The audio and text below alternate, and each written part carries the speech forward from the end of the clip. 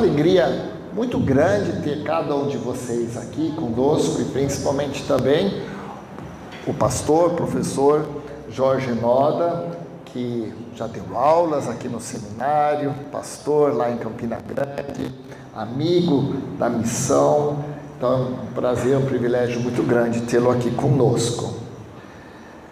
Eu vou dar algumas instruções como vai funcionar esta noite. Então, neste primeiro momento, nós vamos ter uma apresentação em torno de 60 minutos, hoje, do Calvinismo, da Escola Calvinista.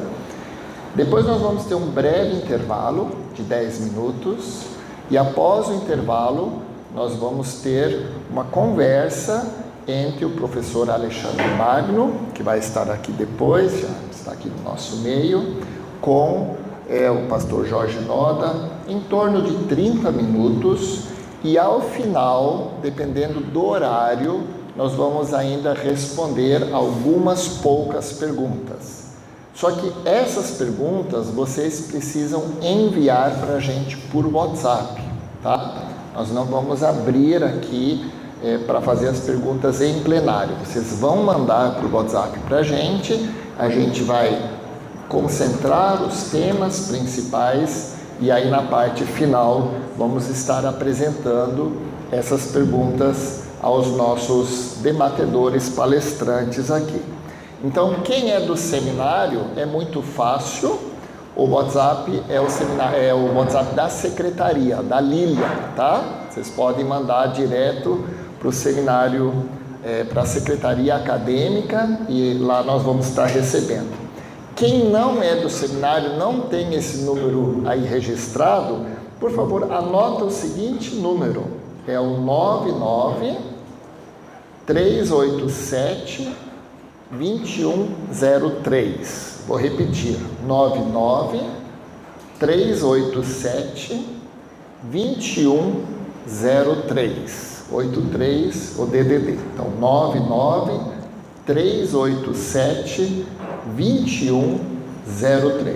Então, vocês podem estar enviando suas perguntas e nós vamos estar selecionando, juntando perguntas parecidas e na última parte da noite vamos estar repassando essas perguntas aos nossos palestrantes. Nosso objetivo aqui não é sairmos como duas torcidas de futebol, uma jogando pedra em cima da torcida do outro lado. Nós não queremos aqui torcida de futebol, e sim um debate objetivo, refletido, com base bíblica, fundamentado, para nós entendermos os argumentos centrais de cada uma dessas escolas de pensamento teológico tão importantes e para formarmos também as nossas opiniões, talvez tendo mais base, mais profunda na opinião que eu já tenho, talvez também para conhecer um pouco melhor o argumento do outro lado. Hoje à noite, de forma especial, vamos estar nos aprofundando no calvinismo. Amanhã nós vamos inverter os papéis e vamos estar nos aprofundando no arminianismo. Tá joia?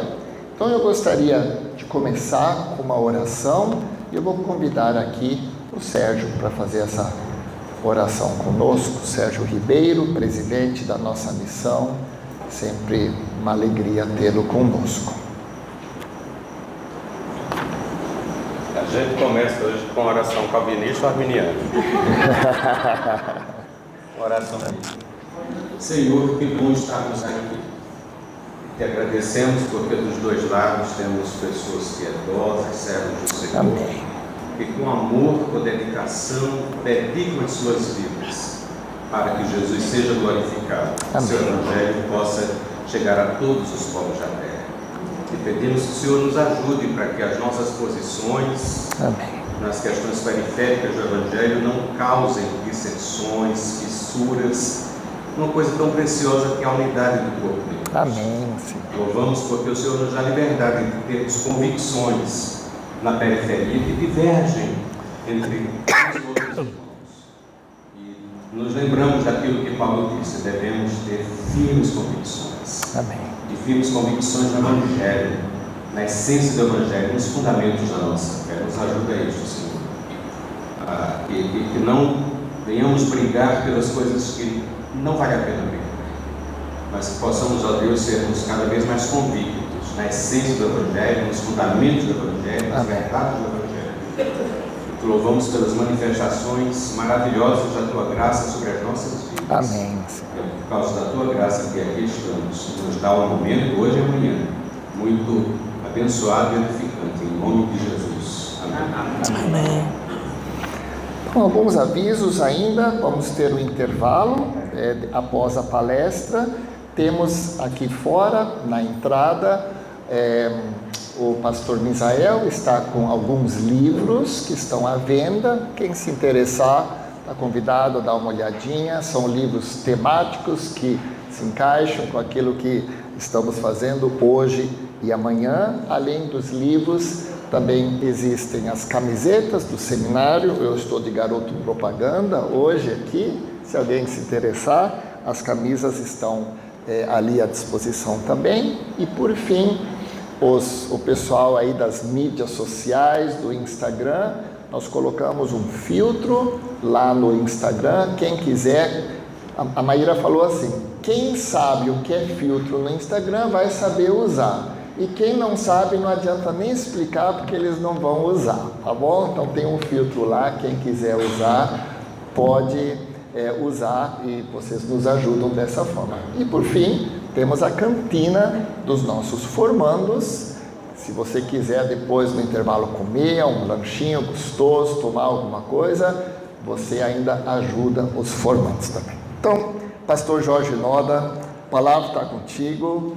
E Deus abençoe ricamente. Pastor Jorge vai fazer sentado a palestra hoje, porque ele está com fortes dores no nervo ciático, tá? Então a gente permite ele ficar no aconchego. O que importa não é ele ficar em pé, e sim a palestra. Deus abençoe, meu irmão. Meus irmãos, boa noite, a paz do Senhor. Eu realmente preferia ficar de pé, né? Mas ontem eu tive uma crise no ciático que eu só ouvia falar, mas agora eu sei como é que é. E quantos já tiveram? Gente, não é uma coisa boa, realmente não é. Então, por isso eu estou me prevenindo, né, para não ter outra crise, porque isso inviabilizaria. Eu tenho ainda compromissos durante essa semana, então eu queria contar com a compreensão dos irmãos, né? Eu já sou baixinho, vou ficar sentado, né? Então, se vocês quiserem ajeitar as cadeiras aí para ter uma visualização melhor, não tem problema. Se quiser mais contato visual, fiquem à vontade aí, não precisa ficar na fila, né? O importante é que nós possamos nos comunicar. Meus irmãos, eu queria agradecer, né, pela oportunidade de estar aqui com vocês na Juvep. Deus sabe do carinho que eu tenho, né, pela Juvep através dos anos, né, também colaborando com o Ministério da Juvep no Seminário Teológico. E eu achei bem interessante, né, a proposta de fazer um debate, né, sobre esse assunto. Na verdade, eu estava até conversando com os irmãos, que eu acho que não seria bom falar em termos de um debate, mas de uma conversa teológica, uma oportunidade de analisar textos, fazer exercícios de hermenêutica, de interpretação bíblica, analisar, não é, a maneira como esse tema tem sido tratado através da história. E de fato, né, como o pastor Thomas falou, às vezes esse assunto ele acaba sendo fonte assim de um acirramento, mas eu gostaria de lembrar da história de George Whitefield e John Wesley, né? Dois grandes evangelistas do século XVIII. George Whitefield, no meu entendimento, os maiores evangelistas da história. Ele pregava 5 sermões por dia, milhares de pessoas receberam Jesus como seu Senhor e Salvador através do seu ministério. Eu tive a oportunidade de estar bem perto de onde está o túmulo de George Whitefield. Meu nome é Jorge, o nome dele é George. Mas eu não fui visitá-lo, né? Mas de qualquer forma, para mim foi algo muito especial de ler a biografia dele e perceber como é que um calvinista conseguiu ser um grande evangelista, né? Essa é uma das grandes questões. E ao mesmo tempo também tenho estudado John Wesley através dos anos, né? E na verdade a minha caminhada inicial foi na tradição wesleyana, através de uma igreja japonesa de linha arminiana, e então também estive em contato com a teologia arminiana durante um bom tempo. Então por isso eu gostaria de dizer, meus irmãos, que George Whitefield e John Wesley tiveram uma crise significativa no grande avivamento. A igreja de George Whitefield tinha 30 mil membros, John Wesley, milhares de convertidos pelas ilhas britânicas, os dois cruzando o Atlântico para pregar o Evangelho na época do grande avivamento, do grande despertamento de 1730, 1740. E eu não vou entrar em detalhes aí sobre a história, mas no final de tudo, os dois chegaram à conclusão: vamos concordar em discordar. Nós somos irmãos em Cristo, nós cremos no Evangelho e nesse aspecto nós não concordamos. E por causa disso, através da história, existe essa ramificação das tradições arminiana e calvinista no corpo de Cristo.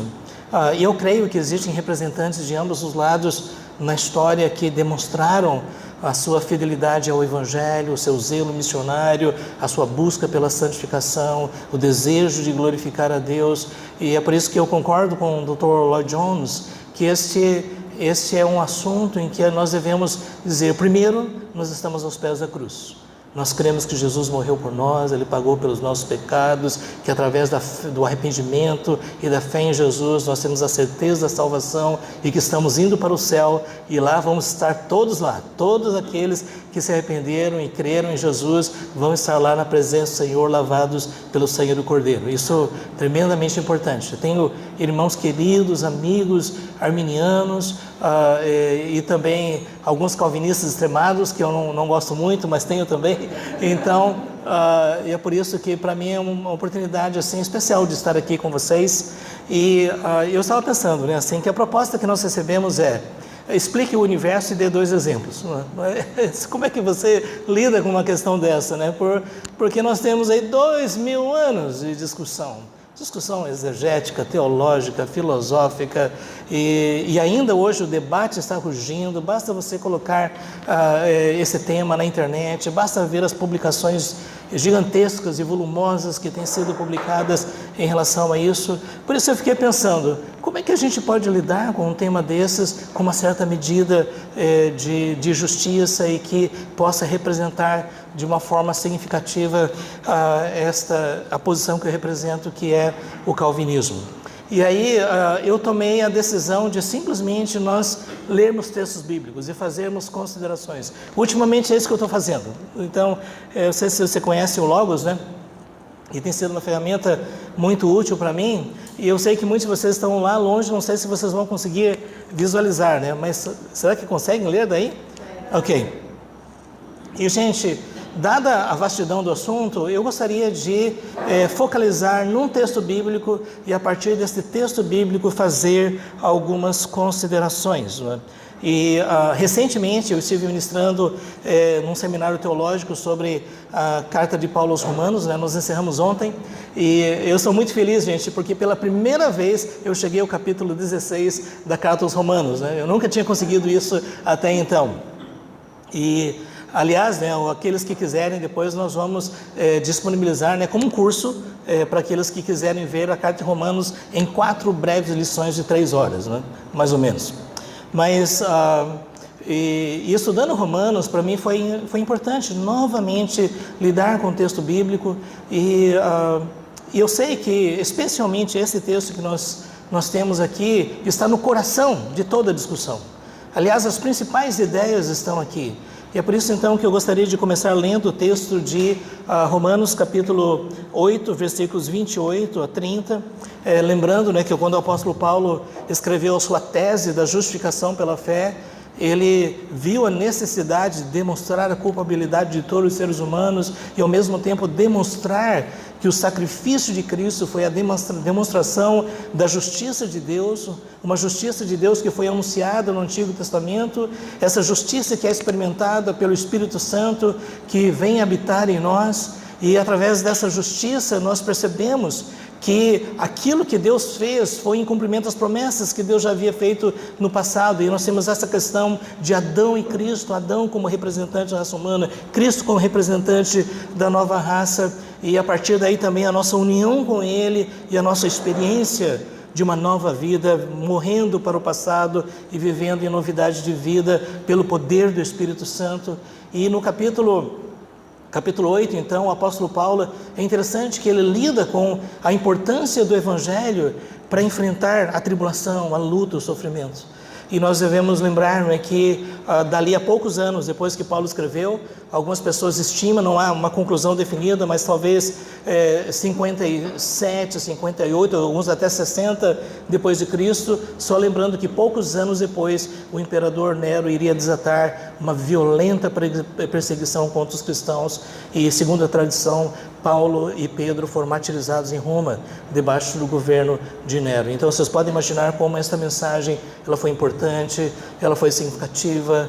Aquelas pessoas estavam louvando a Deus, dizendo: nada pode nos separar do amor de Deus que está em Cristo Jesus, nosso Senhor. Nem a morte, nem a vida, nem principados, nem potestades. Então essa mensagem foi muito significativa. Além disso, também compreender como nós podemos entender o Evangelho à luz do Velho Testamento, à luz das promessas que Deus fez ao povo de Israel, de que Deus de fato escolheu Israel para ser uma nação que traria o Messias, e que Deus prometeu que Israel seria salvo, seria restaurado. E essa discussão ela permeia a carta aos Romanos, porque o apóstolo Paulo está lidando com isso. Como nós podemos dizer que Deus é fiel nas suas promessas, se uma boa parte dos judeus rejeitaram Jesus? Na verdade, em Jerusalém, eles gritaram: crucifica-o, crucifica-o, falando sobre o Messias prometido. E o apóstolo Paulo, então, ele demonstra que o propósito de Deus permanece firme, porque as promessas e os dons de Deus são irrevogáveis. Aquilo que Deus prometeu, Ele vai cumprir. Lembrando a citação do Antigo Testamento: Deus não é homem para que minta, nem filho de homem para que se arrependa. Se Ele prometeu, é certo que fará. E por isso que nos capítulos, aqui no capítulo 8, ele fala sobre esta soberania de Deus em relação à salvação de judeus e gentios. E depois ele explica nos capítulos 9, 10 e 11 como o plano de Deus se concretiza, especialmente no povo de Israel, e como os gentios devem ver essa questão. E a conclusão que ele dá é de que Deus quis ter misericórdia de judeus e gentios, e é que através da fé em Jesus, judeus e gentios podem ser salvos. E basicamente essa é a mensagem que nós temos. E o apóstolo Paulo termina o capítulo 11 dizendo a profundidade da riqueza, tanto da sabedoria como do conhecimento de Deus.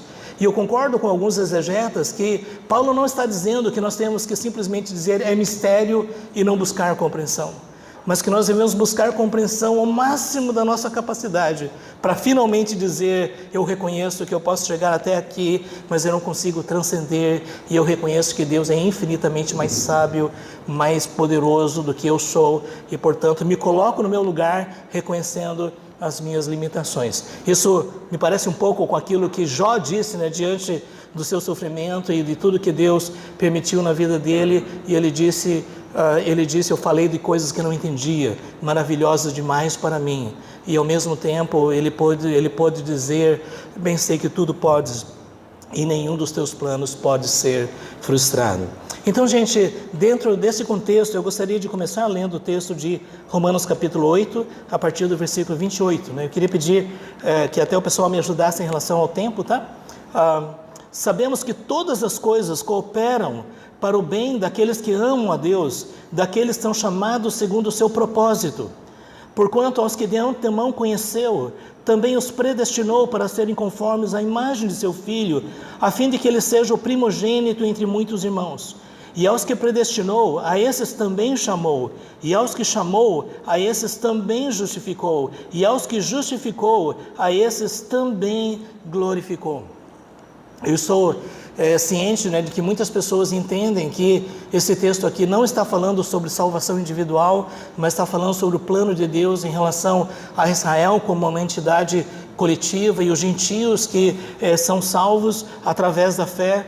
mas eu gostaria de destacar algumas coisas. Em primeiro lugar, a questão do propósito de Deus, do desígnio de Deus, do plano de Deus. O apóstolo Paulo, em Efésios capítulo 1, diz que Deus faz todas as coisas conforme o conselho da sua vontade. Então, eu creio que essa questão primeira é tão importante para nós, porque quando nós falamos sobre predestinação, nós estamos colocando isso dentro do contexto maior do que na teologia nós chamamos de soberania de Deus. Isto é, a maneira como Deus, que é Criador e Senhor da história, governa todas as coisas para cumprir os seus propósitos. E quando nós vamos para o Velho Testamento, nós vemos o exercício deste reinado, dessa soberania da parte de Deus nas mais diversas áreas, desde a criação até a providência, em relação ao povo de Israel, em relação às suas promessas. E uma ênfase que nós vemos no Antigo Testamento é basicamente aquela declaração de Isaías: agindo Deus, quem impedirá? Então, existe uma ênfase muito grande no Velho Testamento de que Deus é soberano nesse aspecto bastante intenso, como, por exemplo, o próprio Jó diz: bem sei que tudo podes e nenhum dos teus planos pode ser frustrado. E é lógico que essa questão do propósito de Deus, do desígnio de Deus, já é uma coisa muito ampla, não é? Até que gostaria depois de incentivar vocês a pesquisarem mais sobre como o governo de Deus é descrito nas Escrituras. Mas uma coisa que eu creio que nós podemos dizer é que nós temos, eu diria, só algumas questões, 3 dimensões do governo de Deus. Primeiro, a dimensão de Deus como Criador. Foi Ele que trouxe à existência todas as coisas pela palavra do seu poder. E foi Ele que se revelou na criação. Os céus proclamam a glória de Deus, o firmamento anuncia a obra de suas mãos. Nós vemos o governo de Deus, a soberania de Deus na forma como Ele exerce a sua providência, preservando a criação e controlando a história, os reinos e os governos para o louvor da sua glória. E em terceiro lugar, a soberania de Deus na perspectiva do reinado redentor, da promessa de que depois da queda de Adão, Deus Ele está prometendo através das Escrituras que Ele enviará o Rei, o descendente, o Messias prometido, e que através dele a criação será restaurada, os homens serão redimidos, a sua justiça será executada e Deus vai criar novos céus e nova terra, que haverá o julgamento dos ímpios e haverá a glorificação dos santos, não é? E esse aspecto a gente pode chamar então do governo, o governo redentor de Deus. E por isso que quando a gente fala sobre o propósito de Deus, eu creio que essa é a primeira questão mais significativa, o que Deus está fazendo na história.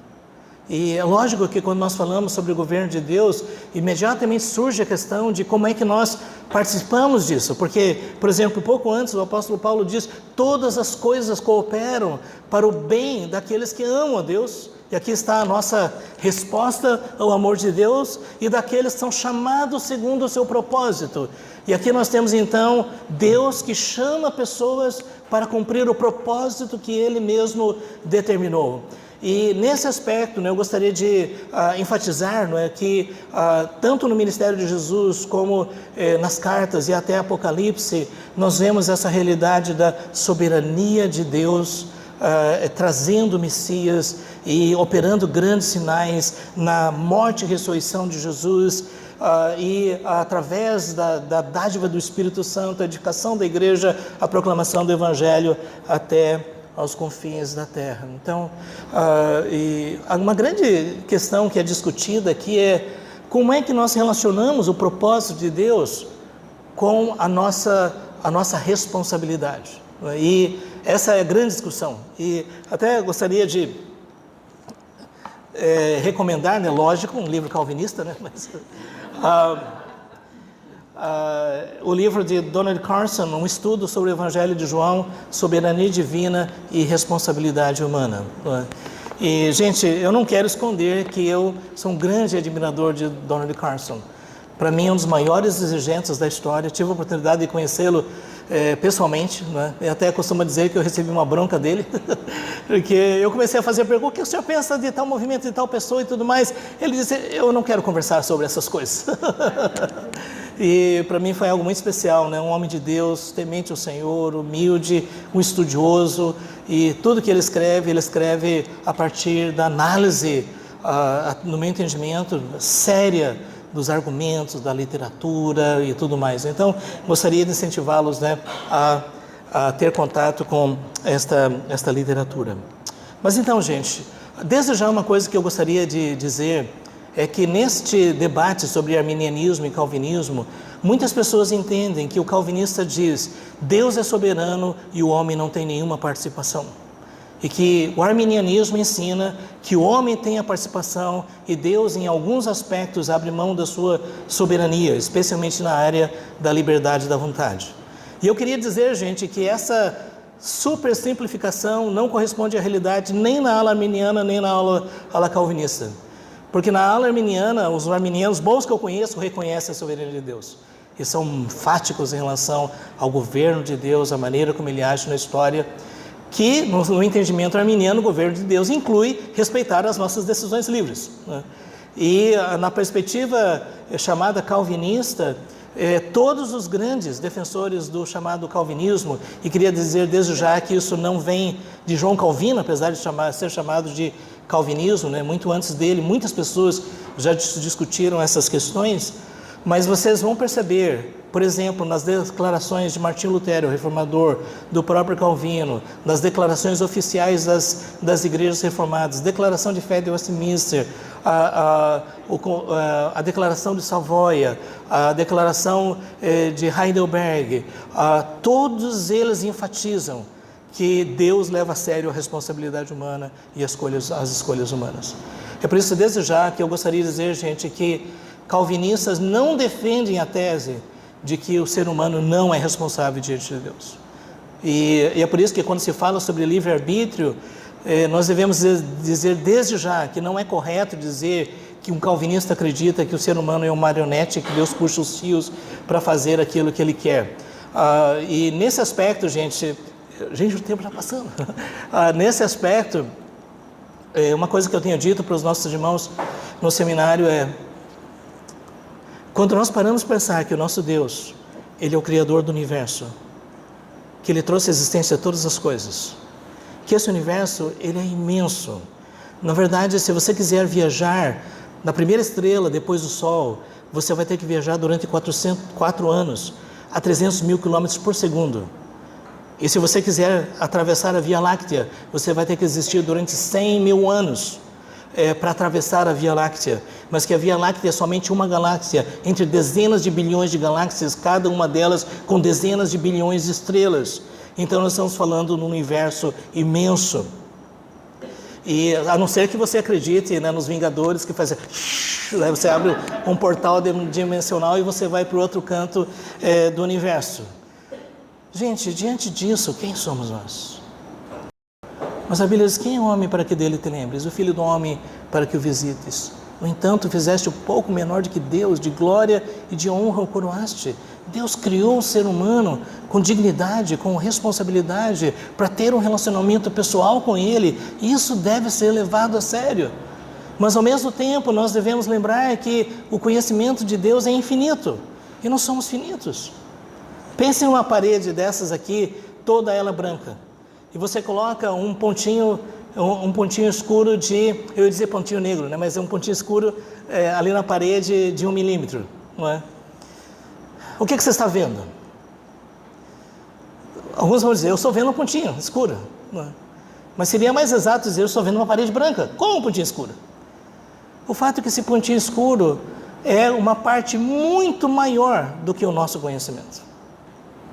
Eu me lembro que quando eu estudei um tempo fora, eu estava trabalhando na biblioteca do seminário, e o seminário tinha 400 mil volumes de livros. É como as bibliotecas aqui do Brasil, basicamente. E, gente, o pessoal pode perguntar: o que você trouxe de lá? Eu trouxe algum conhecimento, estudei aos pés de alguns grandes doutores, mas eu trouxe de lá a percepção da amplitude da minha ignorância. Quando eu fui para lá, eu sabia que eu não sabia. Quando eu voltei, eu sabia que não sabia mesmo. E que chegou um certo momento que eu disse: Senhor, não sei mais se eu posso dizer alguma coisa, porque o que é que a gente conhece? E foi a partir daí que eu senti a necessidade de confiar na palavra de Deus e dizer: bom, pelo menos Deus falou, e aquilo que Ele falou é verdadeiro, e portanto eu quero conhecer aquilo que Ele falou. Bom, gente, então, primeira questão, o propósito de Deus, a soberania de Deus. Eu confesso que eu vejo nas Escrituras tanto a absoluta soberania de Deus nos mínimos detalhes, a determinação de Deus que coisas vão acontecer realmente, e ao mesmo tempo eu vejo que o ser humano é responsável pelo que faz e o que deixa de fazer. Na filosofia isso é chamado de compatibilismo, há uma série de discussões sobre isso, né? Inclusive também recomendo a obra de Richard Muller sobre a responsabilidade de Deus, soberania divina, sobre essa questão. Mas, gente, esse é o primeiro ponto. Segundo, o apóstolo Paulo aqui ele fala sobre esse propósito de Deus em termos de pessoas que ele conheceu de antemão, que também predestinou com o propósito de serem conformes à imagem do seu Filho, a fim de que ele seja o primogênito de muitos irmãos, criando uma família, um povo. Esses que ele predestinou também chamou, os que chamou a esses também justificou, e aos que justificou a esses também glorificou.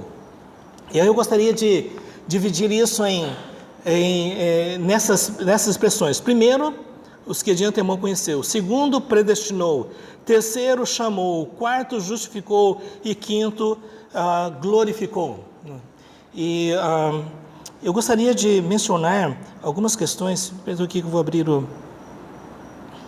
algumas questões sobre isso, né? A primeira questão é aos que de antemão conheceu, né? E especialmente porque o texto aqui diz aos que de antemão conheceu também os predestinou. Nós vemos uma expressão semelhante em 1 Pedro, no capítulo 1, logo no início, que diz eleitos segundo a presciência de Deus. E essa expressão ela é muito significativa, porque na concepção, eu diria, do ramo arminiano predominante, esse é um fator significativo, e que essa palavra de antemão conheceu já deveria resolver o mistério. Isso é, que a eleição aconteceu pela presciência. Deus anteviu, que nós decidiríamos, e a partir dessa decisão, na eternidade, Ele nos incluiu no número dos seus eleitos. Existem alguns que não aceitam essa ideia desse tipo de presciência. Por exemplo, existe uma perspectiva chamada molinista, que diz que não é a melhor forma de lidar com isso. A melhor forma significaria tentar entender que na multiplicidade dos universos que Deus poderia ter criado, Ele criou um universo onde a sua soberania e a liberdade humana coexistem, mas que em última instância a liberdade humana prevalece. Eu estou tentando resumir o molinismo. E há outras pessoas que dizem que se Deus conhece, Ele determina. O próprio Jonathan Edwards disse que Deus sendo soberano, quando Ele conhece alguma coisa que vai acontecer, isso necessariamente vai acontecer. E por isso algumas pessoas, diante desse problema filosófico, disseram que para que a nossa liberdade seja respeitada, Deus não pode saber as decisões que nós vamos tomar. E por isso surgiu essa perspectiva chamada do teísmo aberto, de que Deus se surpreende com as nossas decisões, porque nossas decisões, como estão acontecendo no futuro, nem mesmo Deus pode saber o que vai acontecer, o que não vai acontecer. E quanto a isso, depois vocês podem pesquisar um pouquinho mais sobre a ideia do teísmo aberto. E eu sei que eles tentaram preservar essa questão de que o nosso relacionamento com Deus é um relacionamento significativo. E que se o nosso relacionamento com Deus fosse a partir de uma perspectiva determinista, então não seria um relacionamento significativo. E que ao mesmo tempo, eles filosoficamente reconhecem que afirmar a presciência de Deus, no sentido de Deus perceber que nós decidimos, mas se Deus soube que nós decidimos, Ele decidiu, queria deixar que nós decidíssemos. Então surge uma questão aí, e é por isso que então algumas pessoas abandonaram a ideia da presciência. Mas o arminianismo de Jacó Arminius, o arminianismo de John Wesley, o arminianismo de Norman Geisler, todos eles trabalham essa questão da presciência. Eles entendem que Deus, Ele olhou da eternidade para a história no presente e nos viu vivendo na história, tomando decisões, e quando Ele viu que ao sermos apresentados com o Evangelho, nós tomamos a decisão de receber a Jesus, e nessa base então Ele nos incluiu no número dos seus eleitos. Então, É lógico que também existem outras questões aí, por exemplo, de que Cristo é o único eleito, numa perspectiva bartiana, não é? E aí surgiu outra questão, né? Porque até hoje o pessoal discute se Karl Barth era universalista ou não.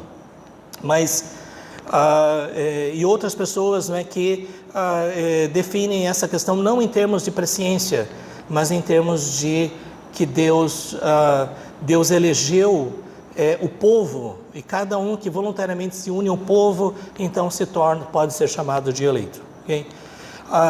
Na perspectiva calvinista, presciência significa que Deus, desde toda a eternidade, depositou o seu afeto sobre nós. E isso definiu a sua escolha. A ideia da presciência não é somente que Deus sabia quem nós éramos e o que nós iríamos fazer, mas que Deus nos conheceu de antemão. E na linguagem do Velho Testamento, conhecer significa amar, colocar afeição, como Deus disse em relação a Israel: de todas as nações eu te conheci. Ou até mesmo a linguagem bíblica de que o casamento, marido e mulher, é expresso em termos de conhecimento, de relacionamento íntimo, de vida, de alma. E por isso que muitos entendem, não é, que quando Paulo está dizendo aos que de antemão conheceu, ele não estava falando sobre Deus conhecer a fé que exerceríamos, mas está dizendo que nós já estávamos na mente de Deus antes mesmo do início da história, na linguagem, por exemplo, de Efésios, né, antes da fundação do mundo.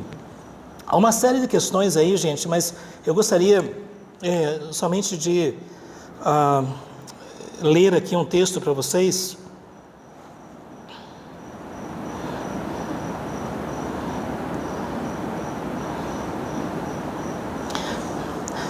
Eu vou usar aqui não sei quantos de vocês têm usado Logos. Eu comprei as suaves prestações, viu, gente?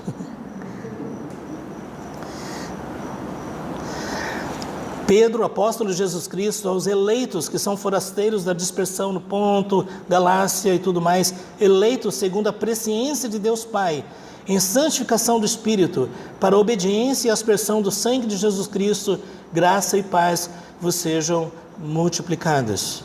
E logo depois, então, ele vai falar sobre a misericórdia de Deus que trouxe a nós a regeneração para uma viva esperança. Então, aqui ele afirma que a eleição foi pela presciência, mas calvinistas entendem que não é a presciência no sentido arminiano da palavra, mas no sentido de que porque Deus nos elegeu, porque Ele nos conheceu de antemão, né? Eu gostaria também de ler o texto que está em Atos dos Apóstolos.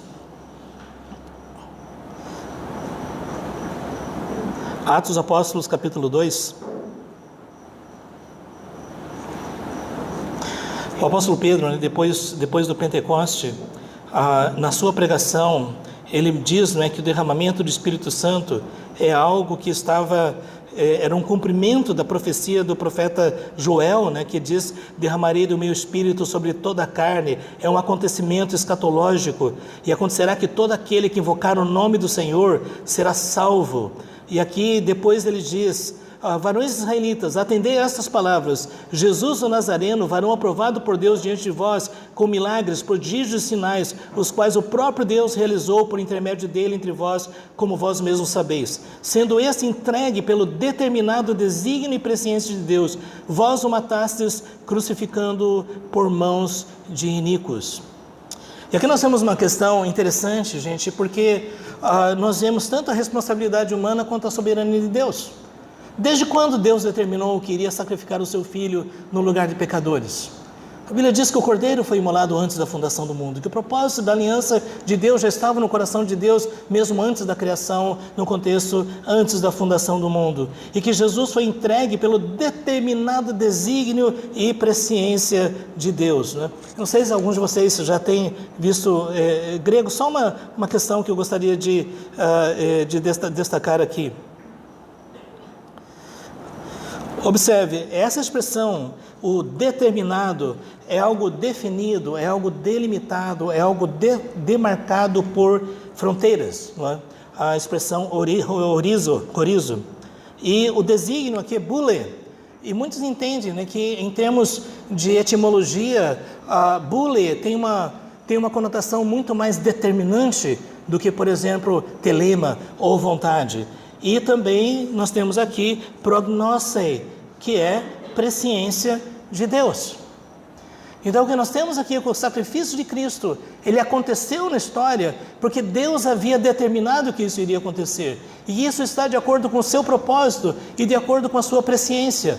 Observe que o texto não está dizendo que Deus sabia que o sacrifício iria acontecer. O texto está dizendo que Deus, no seu conhecimento, ele havia determinado que o sacrifício de Cristo iria acontecer. Mas ao mesmo tempo o apóstolo Paulo diz: vós o matastes pelas mãos dos iníquos. E aqui nós temos para mim um dos textos clássicos sobre o que nós chamamos de compatibilismo. Porque ao mesmo tempo que Deus é soberano ao ponto de definir que algo vai acontecer antes da fundação do mundo, pela sua presciência, pelo seu propósito, pelo seu desígnio, ao mesmo tempo ele não exime das pessoas a responsabilidade pelo que fizeram. Qual dos dois? Os dois. E essa é uma das grandes questões, né?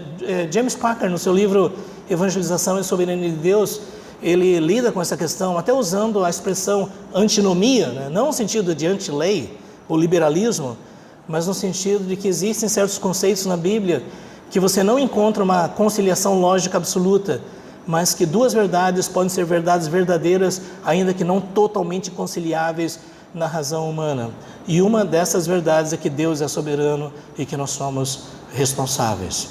E isso é o que está expresso em todos os grandes documentos da Reforma. Ok, gente, eu gostaria de seguir, voltando, né, ao nosso texto de Romanos capítulo 8.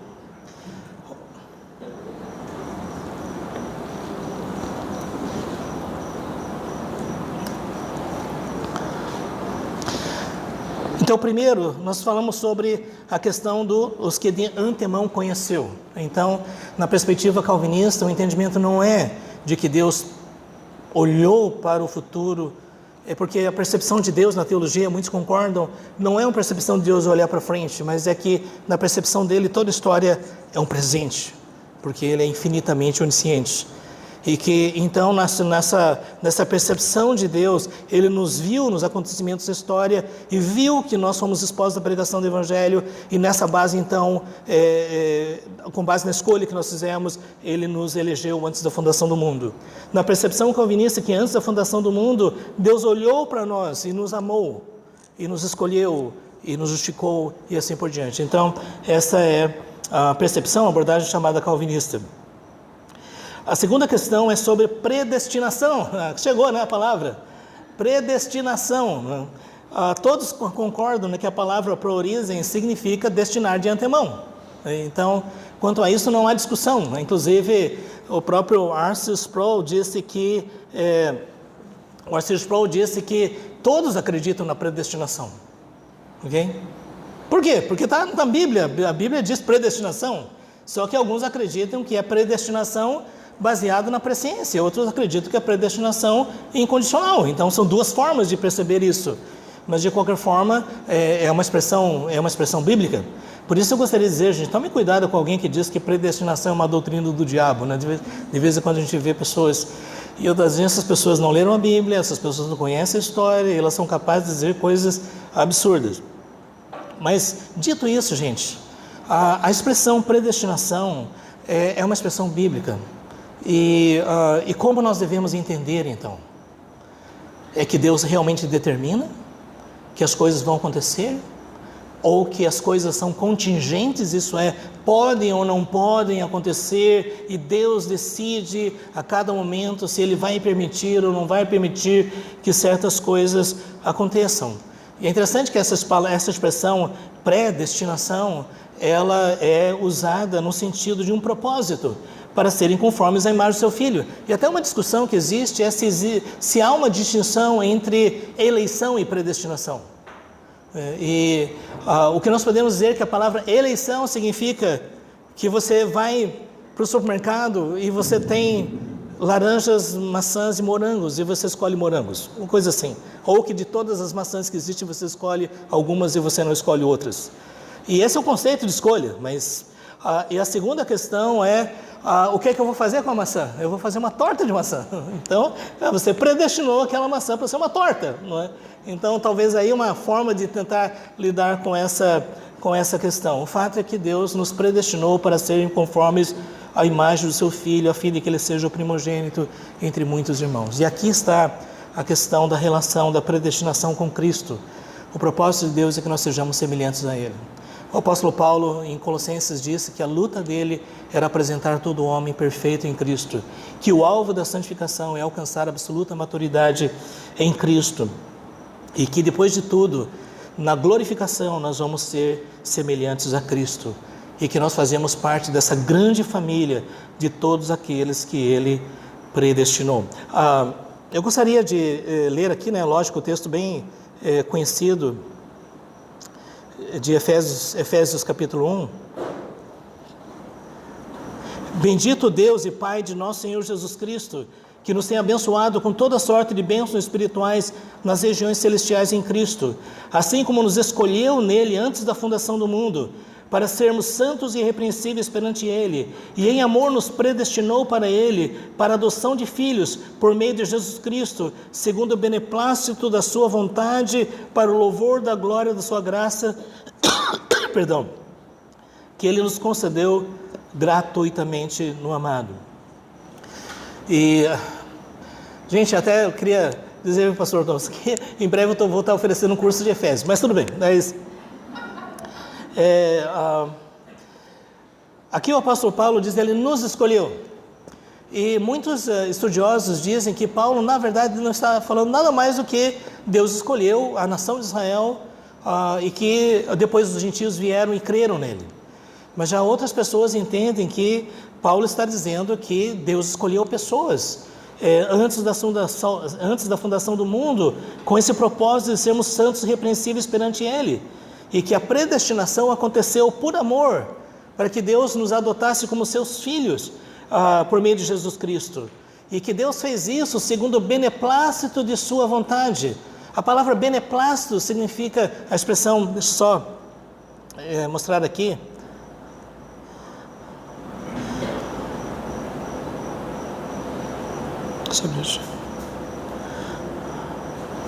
A palavra beneplácito, eudokian, que significa Deus realizar o seu propósito, de ter o seu prazer em fazer com que algo seja realizado. O beneplácito de Deus é a concretização do propósito de Deus, e que Deus está fazendo isso para o louvor da sua glória.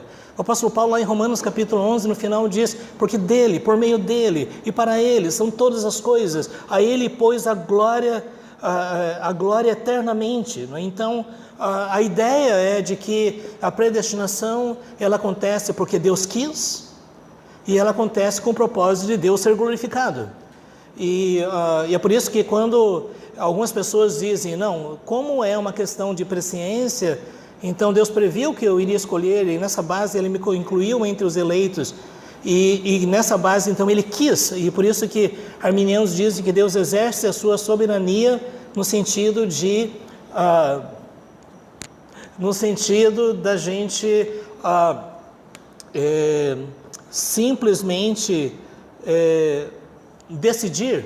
Eu decidi, Deus, por assim dizer, confirmou, avalizou a minha decisão, e nessa base então eu me torno parte dos escolhidos, dos eleitos, não é? E na perspectiva calvinista, Deus de fato escolheu. E pessoal, como eu tenho só 10 minutos, eu vou ter que resumir, e daí eu me comprometo a passar os textos para você, tá bom? Então eu vou lendo mais rápido.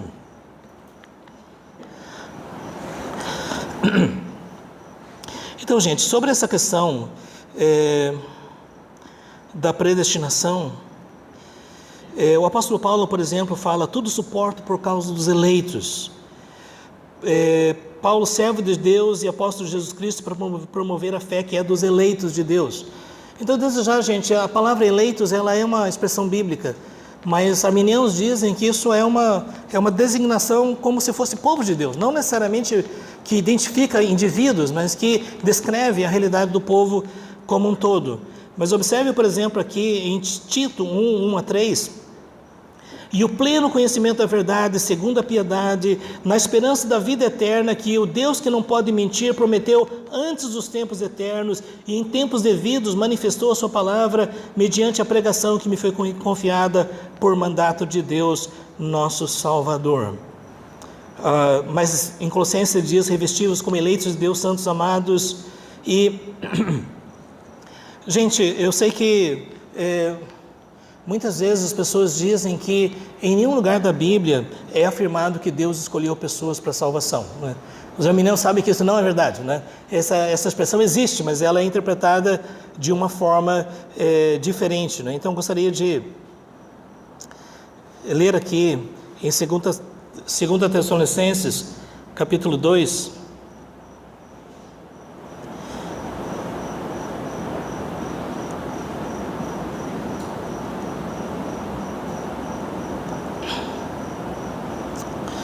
falando sobre o engano do anticristo, Paulo diz: entretanto, devemos sempre dar graças a Deus por vós, irmãos, amados pelo Senhor, porque Deus vos escolheu desde o princípio para a salvação, pela santificação do Espírito e fé na verdade, para o que também vos chamou mediante o nosso Evangelho, para alcançardes a glória de nosso Senhor Jesus Cristo. Então, só esse texto traz uma série de questões aí.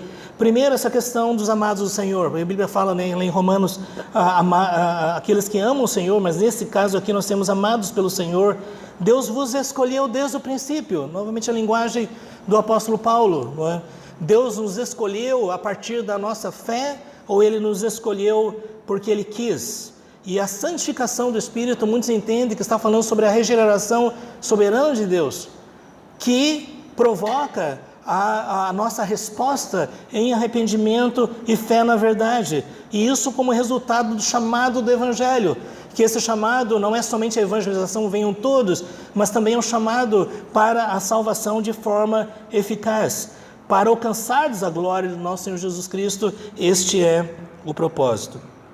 Então, gente, quando a gente fala sobre a expressão predestinação, escolha, eleitos, é uma linguagem bíblica, diversos textos falam sobre isso, e é lógico que toda a discussão é o que Deus quis dizer usando essas expressões, não é? Então, na perspectiva, só para resumir essa parte, na perspectiva calvinista, é uma eleição efetiva, isso é, antes da fundação, Deus escolheu mesmo.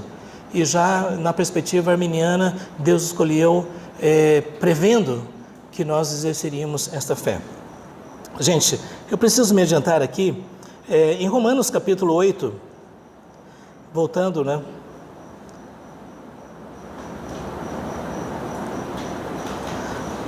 Nós também temos a expressão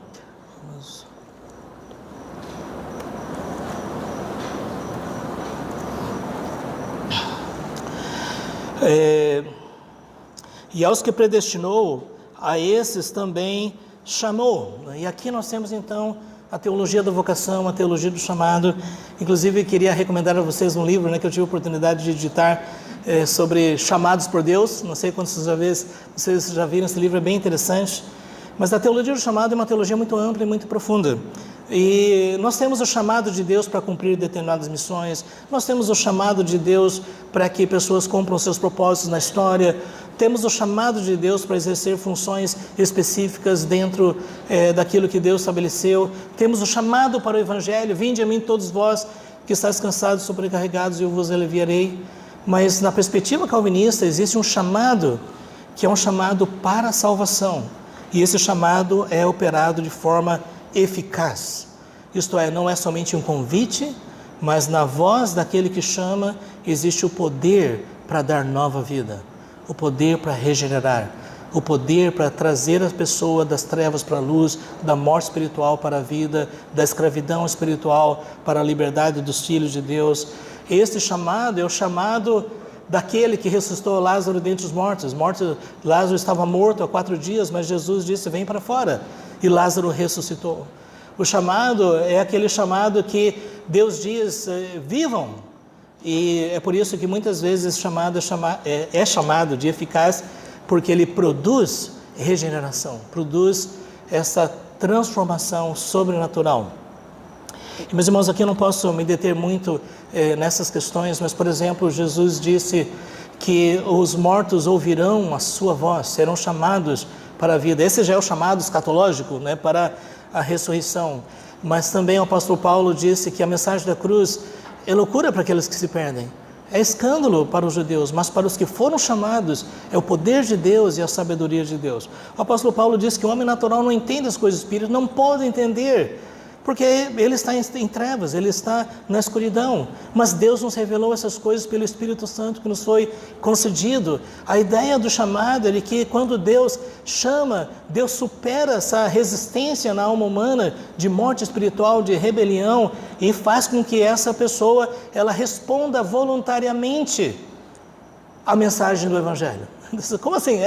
Basicamente isso. Você precisa estar vivo para responder. Essa é a ideia. E esse chamado, ele acontece de forma sobrenatural. Por isso muitas pessoas associam isso ao novo nascimento. Por exemplo, o apóstolo, no livro de João, né, nós temos essa palavra, né, de que os judeus rejeitaram Jesus. Mas a todos quantos receberam, deu-lhes o poder de serem chamados filhos de Deus. E depois diz, os que não nasceram da vontade da carne, nem da vontade do homem, mas de Deus. E depois, no capítulo 3, Jesus disse, se alguém não nascer do alto, essa é a melhor tradução, anothem, não nascer do alto, não pode ver o reino de Deus. E Jesus mesmo diz, Nicodemos, como é que você não entende isso? Porque Deus prometeu, queria tirar o coração de pedra e colocar o coração de carne, queria trazer o Espírito Santo na vida das pessoas. E depois, então, nós temos a declaração do Senhor Jesus em relação à fé para a salvação em João 3,16. Então, existem muitas coisas, gente, que seria importante falar aqui, mas nós precisamos seguir. Então, a ideia do chamado é que, quando, através da pregação do Evangelho, os mortos vêm à vida, é por causa do poder soberano de Deus. Até, gente, eu queria trazer isso para uma questão mais pastoral, né?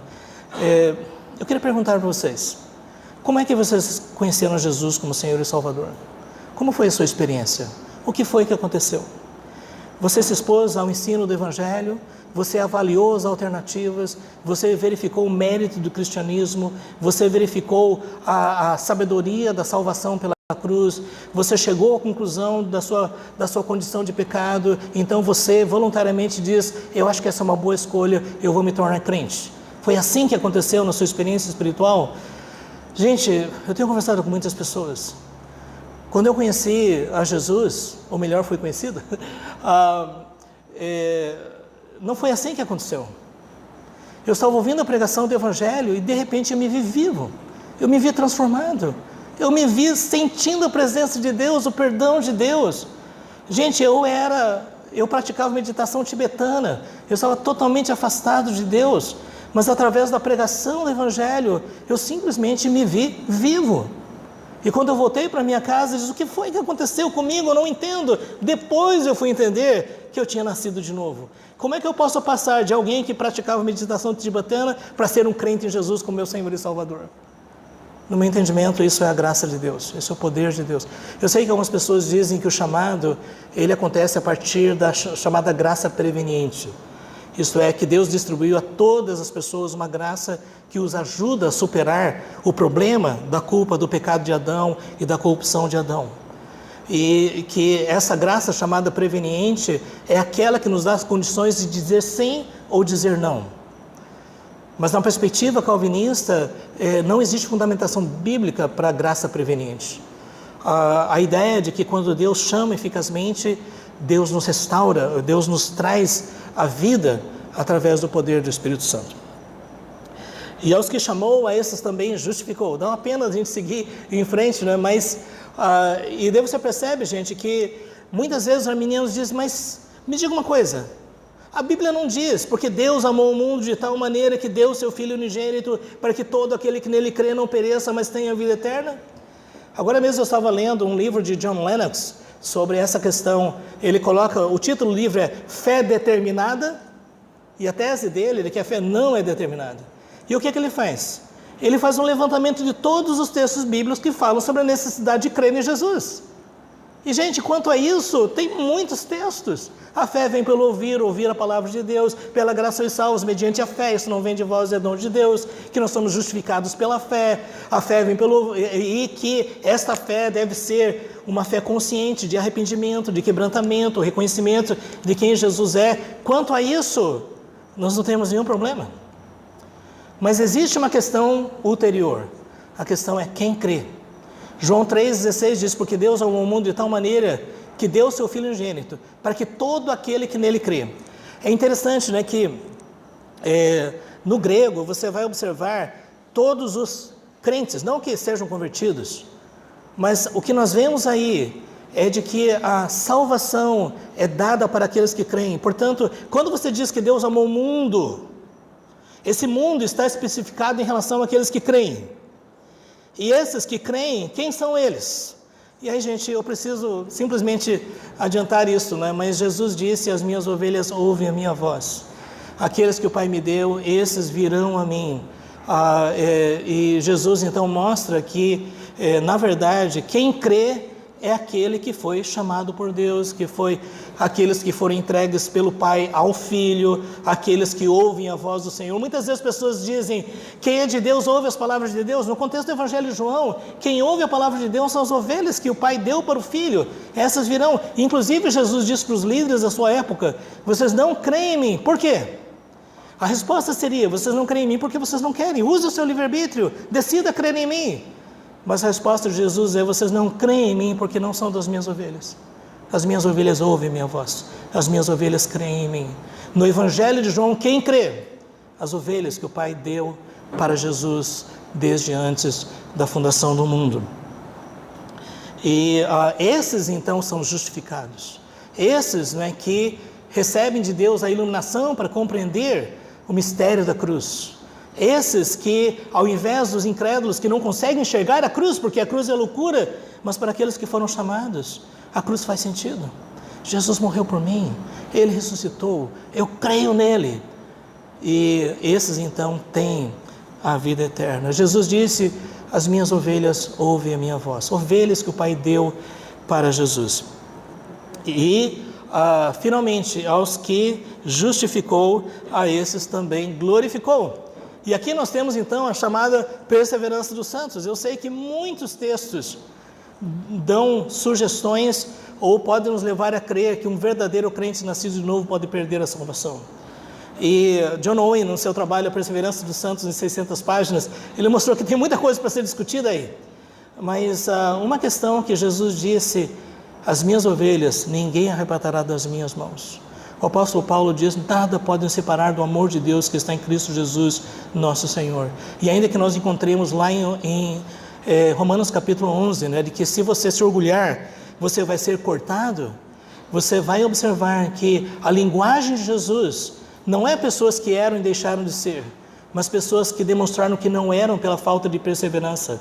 Porque o apóstolo Pedro disse, confirmem a sua vocação e eleição pela diligência da vossa fé. Em Apocalipse diz, aquele que perseverar, esse será redimido, salvo, será vitorioso. Mas quem são eles? Os chamados, eleitos e fiéis que se encontram com Ele. Então, por isso, no meu entendimento, a apostasia é uma realidade. Pessoas podem viver na igreja, experimentar inúmeras bênçãos de Deus, mas o apóstolo João diz, eles estavam em nosso meio, mas não eram dos nossos, porque se fossem dos nossos, teriam permanecido. Então, gente, aqui em breves palavras, né, nós trouxemos algumas questões, né, e eu espero que a gente possa continuar, né, conversando e explorando um pouquinho mais tudo isso que nós vimos até aqui. Queria agradecer, né, pela oportunidade desse primeiro momento.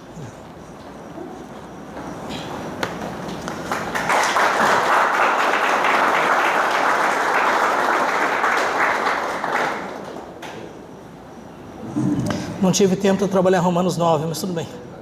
Quero cumprimentar a todos os irmãos que estão aqui, o pastor Jorge Noda, falar da minha alegria e também parabenizá-lo pela excelente exposição e dizer que para mim é muito bom participar de um momento como esse, porque a gente às vezes passa a vida toda no seminário e tem vários momentos de conversa com os alunos, uns que vão num determinado espectro, outro no outro, mas falta situações como essa que estabeleçam um debate ou uma conversa franca, não é? Aberta. E eu me sinto bem à vontade de que o querido irmão seja essa pessoa, porque é uma pessoa centrada, tranquila e bíblica, não é? A proposta de tratar dos textos bíblicos é mais ou menos o que eu vou fazer também amanhã. Então acho que a gente está antenado. Mas eu queria então começar, pastor Jorge Noda. Certa vez um aluno muito entusiasmado com o calvinismo, com a pregação do Evangelho a partir da perspectiva calvinista, ele chegou para mim e fez uma afirmação. Na verdade não foi uma afirmação, foi uma pergunta, porque ele estava vindo de uma conversa com um arminiano e ele saiu um pouco exasperado, um pouco indignado, e chegou para mim com a seguinte pergunta: professor, o calvinismo não é o Evangelho? Então, na verdade, ele estava afirmando que o calvinismo é o Evangelho. E eu lhe pergunto, pastor Jorge, o calvinismo é o Evangelho? Então, nós podemos dizer isso em duas camadas. Na perspectiva daquilo que une todos os cristãos, o Evangelho é a salvação pela fé em Jesus. Todos aqueles que se arrependem de coração e creem em Jesus como Senhor e Salvador estão recebendo o Evangelho transformador. Se nós entendemos por o Evangelho ampliar essa perspectiva em relação à soberania de Deus, o plano eterno, a natureza da expiação e tudo mais, aqui eu falo como calvinista, né? Eu diria que é um Evangelho mais amplo, que abarca outras questões além da essência do Evangelho. Calvinistas e arminianos creem no Evangelho, a salvação pela fé em Jesus, e isso é essencial. Mas ao mesmo tempo, como um calvinista, eu creio que o calvinismo nos dá uma perspectiva mais ampla, mais profunda, mais abrangente, mais instigante do que significa compreender o Evangelho. Ok, muito obrigado. É tudo uma questão exegética, né? Ou seja, a precisão da interpretação, da compreensão correta. Eu entendo o que o querido irmão, aluno, na época quis dizer. Não, evidentemente, ele estava dizendo que o calvinismo é inspirado, porque não é, nem o arminianismo, isso aí está fora de toda cogitação, mas, na verdade, ele queria falar da exatidão exegética, da interpretação correta dos textos, que, sendo absolutamente certa, mas aí também não pode ter absolutamente nada errado, porque aí deixaria de ser evangelho, não teria mais concordância. Mas, de qualquer maneira, eu não deixei de ficar um pouco preocupado com aquele irmão, porque eu tenho para mim que nada se compara com o Evangelho. Ele tem uma origem distinta de uma interpretação humana, por melhor que seja. Mas eu tenho aqui, e eu estou trazendo assim, essas perguntas são perguntas honestas, no sentido de verificar a posição do irmão, do querido irmão, com relação a pontos que são caros dentro do sistema calvinista, e um deles é o conceito de graça irresistível, né? É um dos 5 pontos.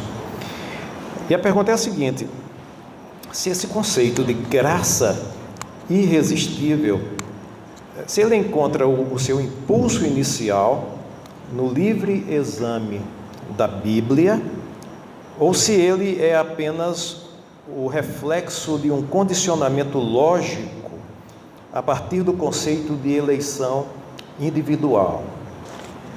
E se assim for, ou seja, se ele é apenas um desdobramento lógico, logo uma afirmação necessária, mas não precisamente oriunda de um texto bíblico específico, a pergunta então seria: se tal condicionamento lógico não seria um movimento hermenêutico ilegítimo? Então, essa é uma primeira questão, né? É a mesma questão que é colocada em relação aos arminianos. Será que a leitura bíblica não está sendo condicionada pela lógica ao invés da exegese? E você traz a mesma pergunta para mim. Será que a interpretação da chamada graça irresistível não é simplesmente uma dedução a partir do momento que, se Deus elegeu de forma incondicional, essas pessoas vão ser chamadas pelo Evangelho de forma irresistível para se arrepender e crer? Então, essa graça é uma graça eficaz. Eu gostaria de dizer, né, que esse conceito de graça irresistível, eu não acho que é uma expressão interessante para descrever o fenômeno bíblico. No meu entendimento, porque a ideia de que, sabe, é como se uma pessoa pecadora, Deus diz, você vai ser salvo. Eu não quero, você vai, não é? E não é isso que a Bíblia descreve. Na verdade, o que nós observamos é que quando o Evangelho é pregado, a mensagem da cruz, a graça de Deus, a culpa humana, a glória do perdão e da eternidade, tudo isso é algo que causa na alma humana uma percepção de coisas que transcendem muito as coisas dessa vida e que, na perspectiva chamada calvinista, é basicamente uma operação do Espírito Santo, que abre os olhos para perceber essas realidades. E essas realidades, elas são tão poderosas, tão convincentes, que a alma humana, ela deseja se render a isso de coração, com alegria, com celebração, com regozijo. Por isso que algumas pessoas até dizem que é quase como se fosse uma conquista de amor, no sentido de que Deus revela o seu amor de uma forma tão irresistível, usando essa expressão, que a pessoa de coração, ela se entrega a isso. Agora, quando ela se entrega a um verdadeiro arrependimento, numa verdadeira fé, ela atribui isso, essa decisão que ela tomou, uma decisão real, concreta, histórica, a uma ação especial do Espírito Santo. Então, é por isso que o conceito de graça irresistível, eu não acho que é a melhor linguagem. Até alguns dizem que é melhor falar em termos de graça eficaz, no sentido de que quando o Evangelho chega para as ovelhas do Senhor, as ovelhas ouvem e recebem e acolhem, porque reconhecem a voz do bom pastor. Eu acho interessante sobre o conceito de graça, porque se a gente pega, por exemplo, uma concordância bíblica sobre a palavra graça, caris e outros termos correlatos, nós entendemos que graça é um favor imerecido, é algo que nós recebemos como presente da parte de Deus. Mas em muitos momentos a graça, ela se manifesta regeneradora, transformadora, ela se manifesta libertadora.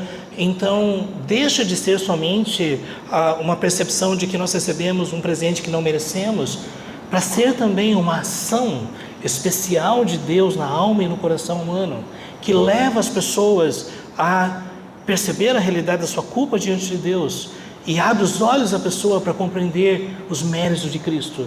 E a partir daí, então, a pessoa diz: eu me rendo a Cristo, eu creio nele de todo o meu coração.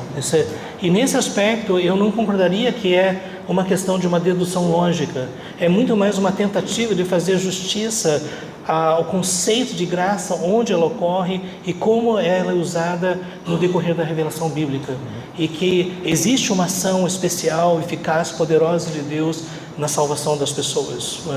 Até mesmo, por exemplo, em Atos Apóstolos, quando o texto diz de que Deus abriu o coração de Lídia para receber aquelas verdades. Eu sei que na perspectiva humana, Deus não pode abrir o coração de ninguém, porque ao fazer isso, ele estaria violando a responsabilidade dela exercer a sua livre escolha. Mas o arminiano vai dizer: não, Deus deu o primeiro impulso e agora ela vai ter que escolher se isso vai acontecer ou não. Na perspectiva calvinista, Deus não vai até o meio do caminho, ele vai até o final. Esse é o conceito de graça eficaz. Eu perguntei, mas eu particularmente não tenho nenhum problema com questões lógicas, até porque eu entendo que o problema da lógica só é problema quando ela reivindica a autonomia do Criador, mas o homem não tem como não utilizar-se daquilo que foi dado por Deus, que está incluído na ideia de imagem e semelhança. Sim. E uma dessas coisas é a capacidade de julgar as coisas a partir de deduções consequentes, não é? De qualquer maneira, só pontuando uma coisa, mas o senhor concorda que se existe uma eleição individual e isso é determinado do ponto de vista da soberania de Deus, é absolutamente inescapável ao ser humano receber essa graça salvífica. Ou seja, isso não pode ser de outra forma. Então, de alguma maneira, tem um sentido lógico nisso aí. Veja, é interessante essa observação, porque eu tenho dito às vezes nas aulas que a tendência da gente é de tentar considerar a revelação bíblica numa linha única. E aqui, veja bem, eu não creio em multiverso, mas eu creio que a verdade de Deus, ela é como que multidimensional. Ao invés de você tentar ler numa linha, nós precisamos ver a realidade sob os diversos ângulos. Na perspectiva da absoluta soberania de Deus, realmente tudo está determinado. Cada um dos nossos dias contados, a história já está escrita, do começo ao fim.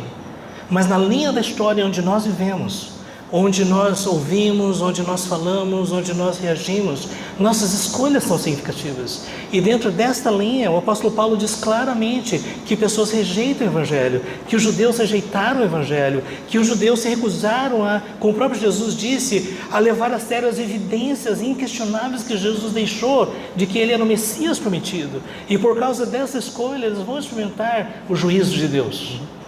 Então, agora, numa perspectiva um pouco mais ampla, como nós vemos, por exemplo, lá em João capítulo 1, é que quando pessoas chegam ao ponto de compreender a verdade do Evangelho, isso é uma dimensão do exercício do governo soberano de Deus sobre a vida daquela pessoa.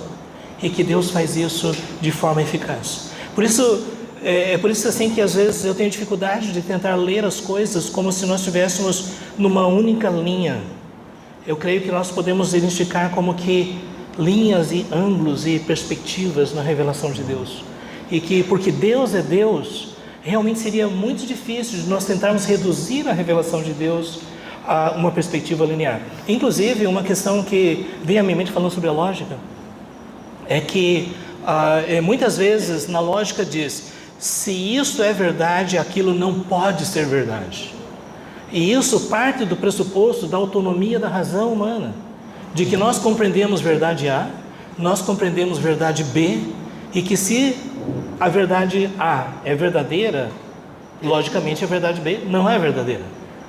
Mas se nós partirmos da perspectiva que nesse universo que Deus criou, essa discussão toda, ela acontece numa esfera mínima da realidade, então essa discussão ela fica inócua.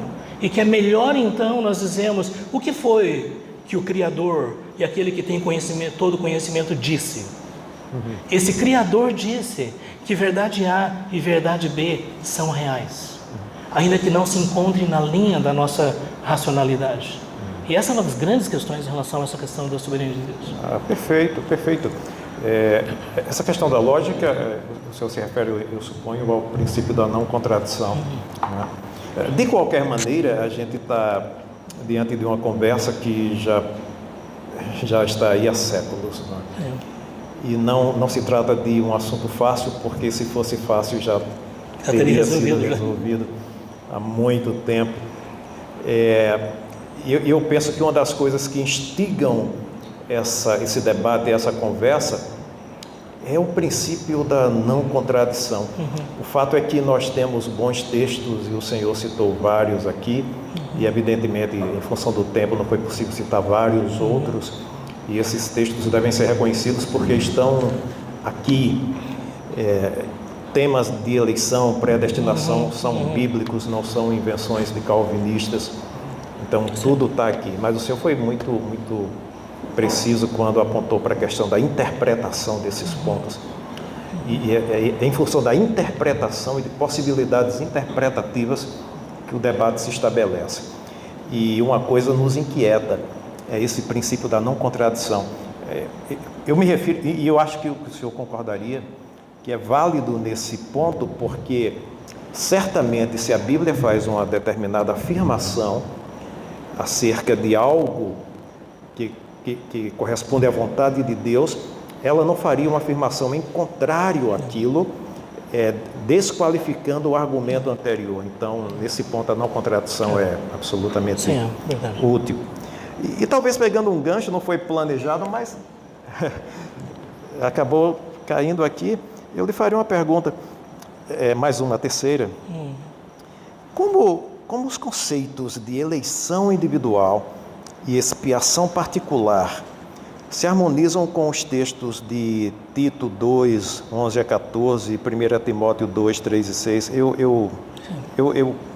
para colocar os irmãos à parte, Tito 2, 11 a 14 diz assim: porque a graça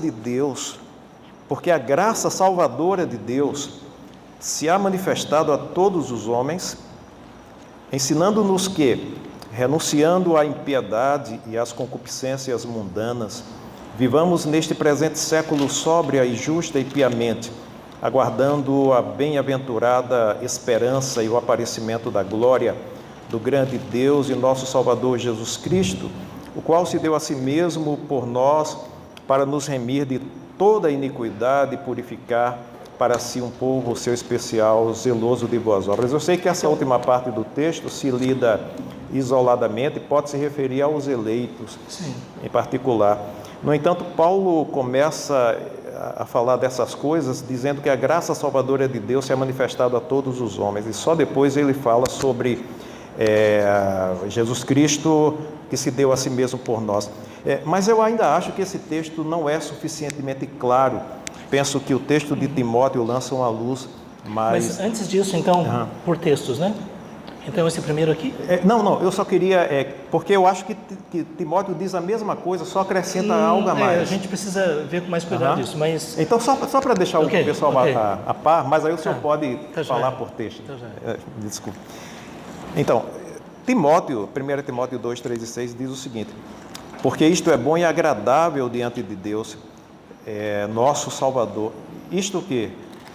Ele fala para orar por todos, para orar pelas autoridades, e nessa oração por todos, e a gente está diante de um sistema político, por exemplo, que às vezes era muito hostil, sim, mas no Evangelho Jesus diz que devemos agir como Deus e orar pelos inimigos, inclusive. Sim, Me parece que Paulo seguia essa lógica nesse texto. Então ele diz: porque isto é bom e agradável diante de Deus, nosso Salvador, que quer que todos os homens sejam salvos e venham ao... Esse é o dado, esse é o acréscimo com relação a Tito, que quer que todos os homens sejam salvos e venham ao conhecimento da verdade, porque há um só Deus e um só mediador entre Deus e os homens, Jesus Cristo, o qual se deu a si mesmo em preço de redenção por todos, para servir de testemunho a seu tempo. Só lembrando a pergunta, eu falei muito, a pergunta é se os conceitos de eleição individual e expiação particular, de que forma eles se harmonizam com esses dois textos.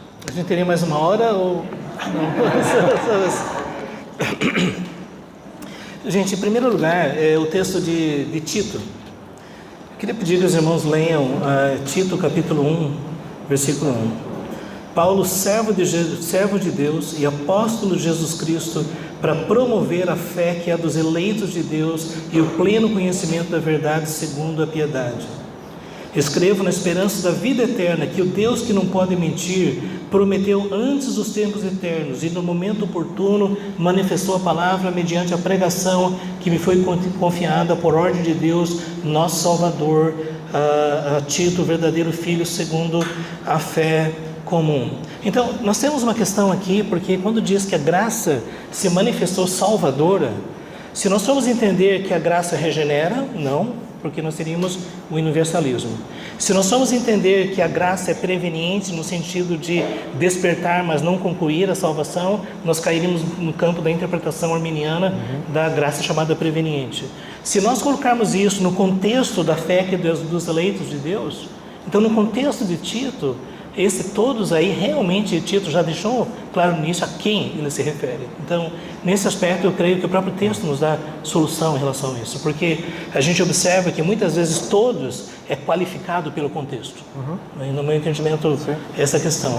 Em relação a 2 Timóteo, aliás, na 1 Timóteo, capítulo 2, 3 a 6. Gente, deixa eu só compartilhar uma coisa aqui com vocês sobre isso. Houve um momento que eu não era calvinista. Na verdade, eu era um arminiano e eu me lembro que eu estava morando lá em Salvador, na época eu não era casado ainda, e eu comecei a me deparar com muita literatura reformada eu entrei numa crise. Sabe, eu estava dizendo, oh céus, e agora? O que eu vou fazer? E eu me lembro que uma vez eu estava no pensionato onde eu morava, né? E nessa luta toda, eleitos antes da fundação do mundo, não depende de quem quer, nem de quem corre. Aí eu me lembro que chegou um momento que eu peguei esse texto aqui, Deus quer que todos sejam salvos, e Deus, ó, tá vendo aqui, ó?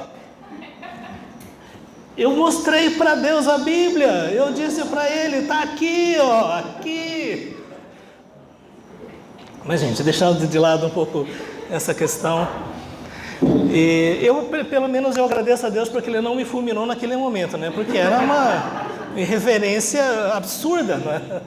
Mas quem lutou com isso sabe que a luta não é fácil, é uma questão, uma luta de alma, não é?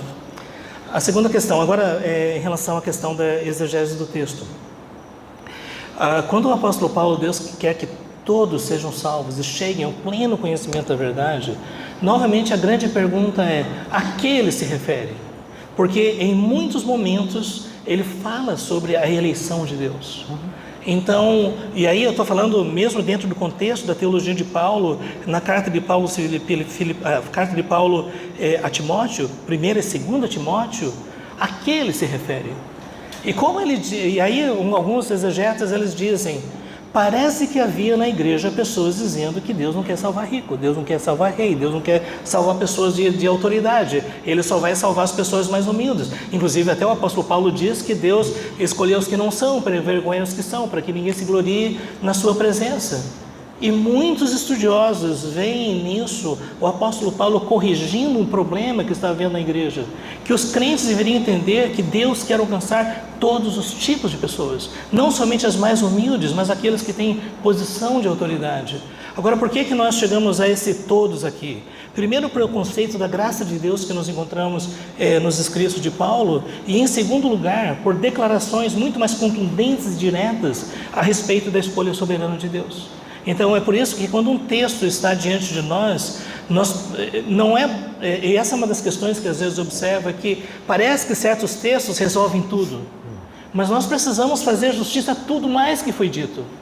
E essa para mim é uma questão, né, que se esse próprio texto permite uma interpretação contextual, que me parece sensata, lógica, dentro da teologia do apóstolo Paulo, é preferível do que dizer, Paulo, você se contradisse, porque você disse que Deus escolheu pessoas para salvação e agora você está dizendo que Deus quer que todos sejam salvos. Essa é a primeira questão.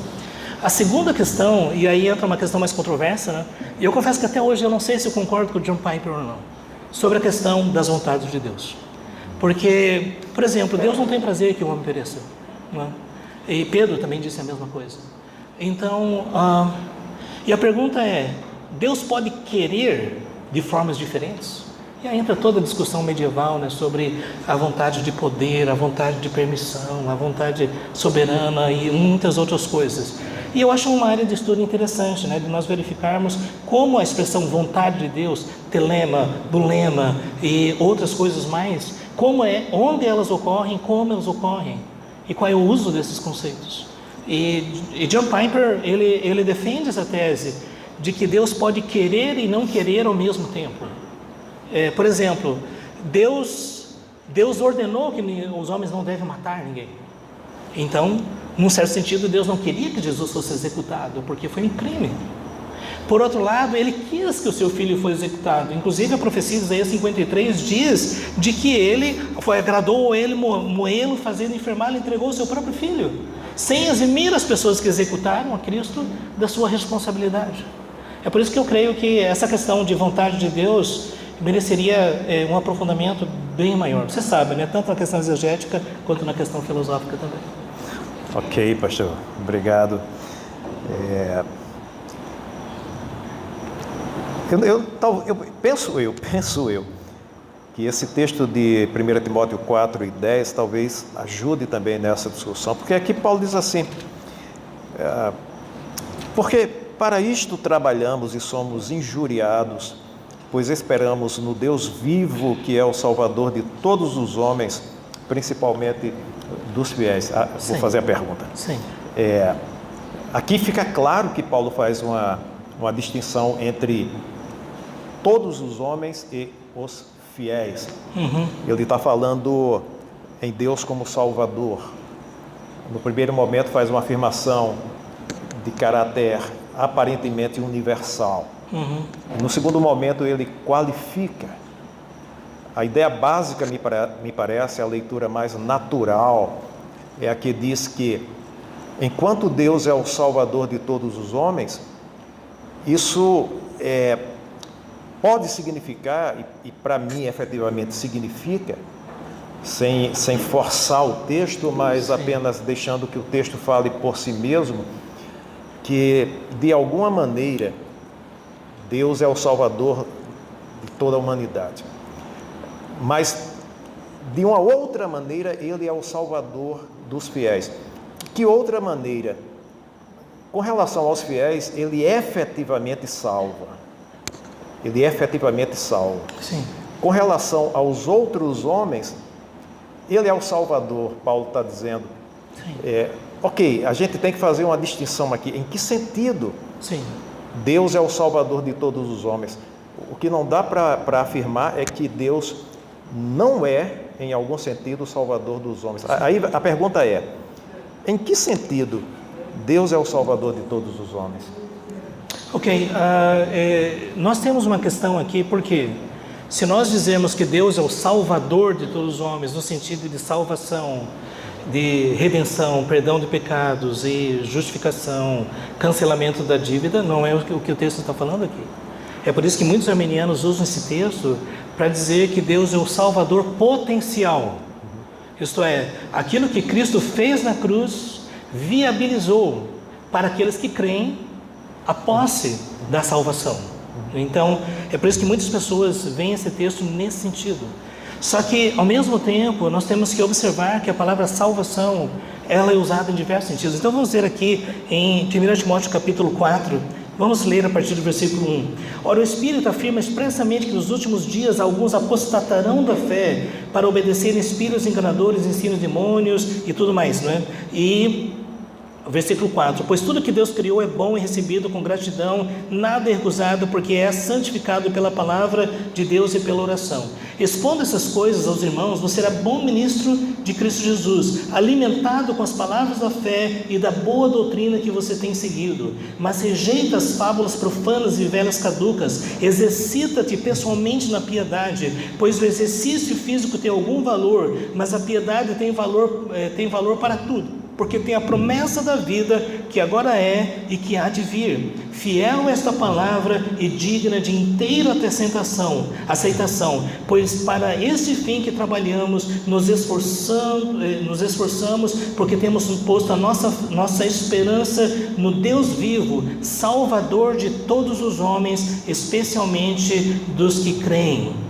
E aqui uma questão que eu gostaria de trazer é que o apóstolo Paulo, ele está falando sobre a necessidade de santificação, de crescimento, de aperfeiçoamento, e que dessa forma eles vão confirmar a realidade de quem são como verdadeiros discípulos de Cristo. E aí isso me faz pensar naquilo que Paulo disse em Filipenses, não é? Desenvolvei a vossa salvação com temor e tremor, porque é Deus que opera em vós tanto querer como efetuar.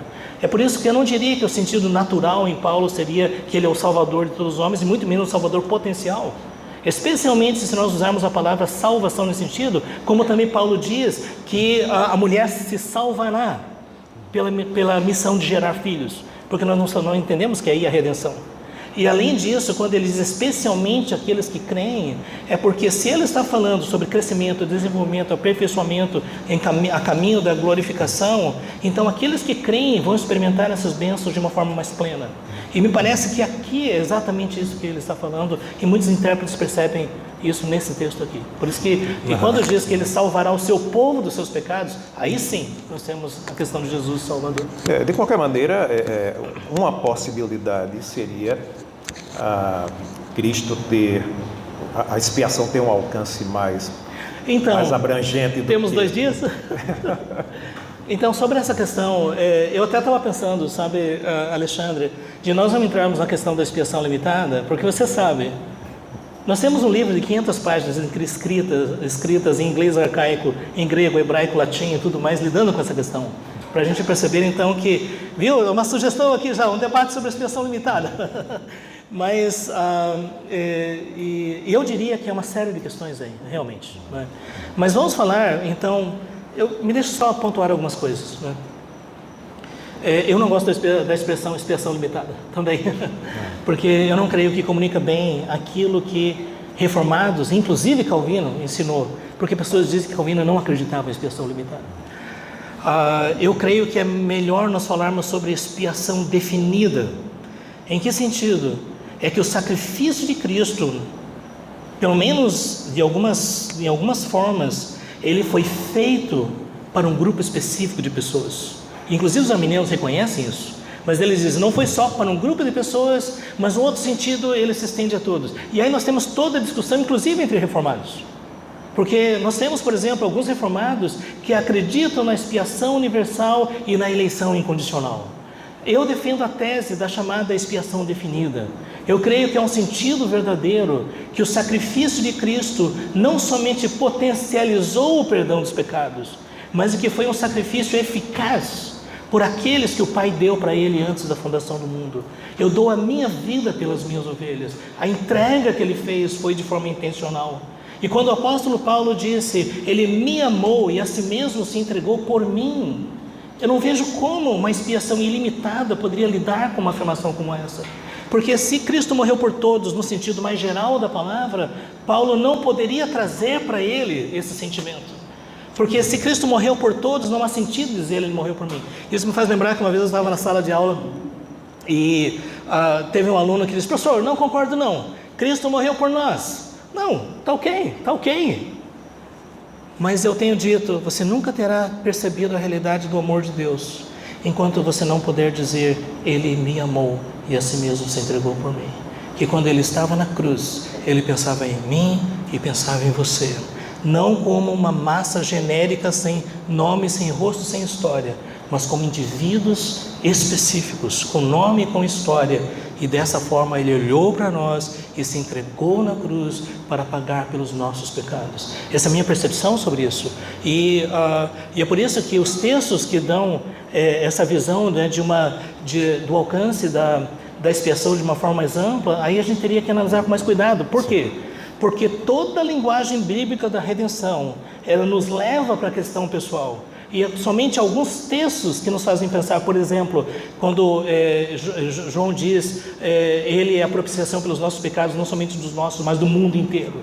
Que é um texto usado. Mas quando eu leio 1 João, João está preocupado com a santificação da igreja, para que através disso eles possam demonstrar a autenticidade da sua fé. E quando na linguagem nós, teria que haver uma razão muito forte para ele tirar o contexto de nós e jogar para o mundo dos incrédulos. Por isso que para mim a propiciação pelos pecados de todos nós, não somente nós que moramos em João Pessoa, Campina Grande, mas os que moram no Japão, os que moram em outros lugares, isso faz mais sentido para mim, porque João disse, eles estavam em nosso meio e não eram dos nossos, porque se fossem dos nossos teriam permanecido. Quando o apóstolo Pedro, ele diz, né, de que os falsos profetas, eles renegaram o soberano Senhor que os resgatou, que os comprou, e aí nós temos essa linguagem realmente do resgate. A pergunta é, em que sentido Cristo comprou falsos profetas, que depois o rejeitaram e foram condenados? E esse é o ponto que muitas pessoas têm observado, né, que o soberano Senhor ali é o déspotes, que não é o nome usualmente usado para falar sobre salvação, sobre redenção. E além disso, ali é soberano Senhor, muitos entendem que não é Jesus, porque a linguagem bíblica é que Deus nos amou e entregou a sua vida pela igreja. Mas é uma linguagem de um Senhor que os removeu das imundícias deste mundo. E depois eles voltaram para o vômito. Para mim, a resposta está em 2 Pedro capítulo 2, verso 10, quando ele diz que nós devemos confirmar a nossa vocação e eleição pela diligência da nossa fé. Em outras palavras, você precisa provar que é um escolhido, através da sua perseverança até o final, o que esses falsos profetas não provaram. Portanto, o comprar ali, se a linguagem do comprar, de forma geral, se refere a uma salvação eficaz, nós precisamos ter uma razão muito forte para dizer que a mesma palavra está sendo usada no contexto de falsos profetas, enganadores e destruidores da igreja. Então, por isso assim que são questões que surgem, né? E novamente, não é uma questão de um texto aqui e outro ali, mas o conjunto da revelação de Deus quando nós falamos, por exemplo, sobre expiação. O que aconteceu na cruz. Então essa é a minha percepção. Perfeito, pastor. Eu acho que no fundo, nós estamos diante do mesmo dilema. Pelo mesmo princípio da não contradição, se alguma afirmação que está no centro da questão, da disputa, do diálogo, ela é contraditada de fato por algum outro texto, como a Bíblia não tem contradição, e aqui nós somos absolutamente... Esse é um ponto de convergência total, não é absoluto? Sim. Eu vou terminar. Vou correr, última pergunta. Sim. Última pergunta, não é? Ok, então tem uma pergunta aí. Essa não é uma pergunta, é só um comentário. Pode ter uma resposta? Então, essa é uma questão que diz respeito a calvinistas e arminianos. Eu acho que de alguma forma ambos exploram isso, que é o seguinte: se de fato nós estamos diante de um texto que faz uma determinada afirmação e que para o nosso sistema é caro e decisivo, nenhum outro texto pode contraditar. Diante disso, nós temos que explicar os textos que aparentemente contraditam, porque se não fizermos isso, teremos que negar todo o sistema e afirmarmos o oposto, porque me parece que se há uma contradição de fato, não tendo a Bíblia contradição, então o problema é exegético, é de interpretação, como o senhor mesmo falou. Então, Alexandre, quanto a isso, eu creio que você observou que nos textos que você trouxe, eu procurei fazer justiça texto e contexto, tanto o texto local como no conjunto dos escritores bíblicos. Então, não é uma tentativa de forçar uma interpretação. Eu não estou falando do Senhor, mas de tentar encontrar o seu sentido de tal forma que haja uma harmonia com o restante da revelação. E, para mim, a questão, e essa é uma questão, por quê? Especialmente na perspectiva arminiana, são exatamente esses textos que são trazidos para contraditar tudo mais. E aí minha pergunta é, se esses textos permitem uma interpretação contextual legítima, sólida, em relação àquilo que está ali, então não é melhor aceitá-los dentro disso do que por causa desses textos dizer que não houve uma eleição, não houve uma predestinação, e assim por diante? Mas aí a gente se depara com a mesma questão se invertermos a lógica, porque se temos textos que fazem afirmações categóricas, mas se eles não correspondem a outros textos que fazem outras afirmações, então se parte para o mesmo processo de harmonização. E esse é o ponto, me perdoe, em relação a isso, foi esse o ponto que me levou a ser calvinista. Porque chegou um certo momento que eu coloquei tudo, você entende? Coloquei os argumentos, coloquei os versículos, e depois de tudo diz, o que faz mais justiça à revelação como um todo? E eu cheguei à conclusão de que a perspectiva calvinista faz mais justiça ao texto no seu contexto. Uma boa experiência pessoal, outras pessoas poderiam testemunhar de forma inversa. Como Jacó Armínio, né, que na luta dele... Mas eu estou totalmente de acordo, porque é isso que nós fazemos o tempo todo. Temos que fazer harmonizações. Eu quero fazer uma última pergunta rápida, aqui é bem direta.